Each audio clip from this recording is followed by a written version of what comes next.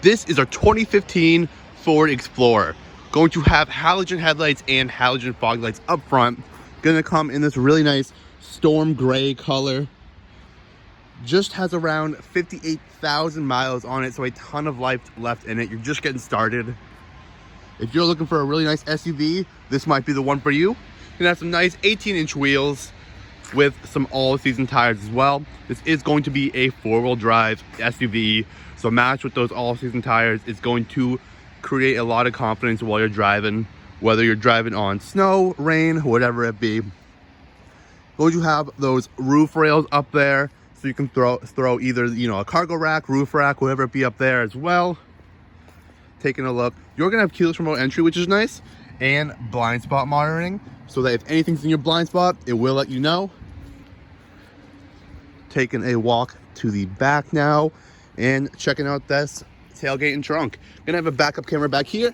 Press that open, power tailgate. And this is going to be a third row SUV, which is a really nice touch. You have some storage back here, whether you're, throwing groceries, anything like that. And if you would like, you can fold these down as well. You can actually fold these down and that second row. That one splits 60-40 to give you the maximum storage capacity.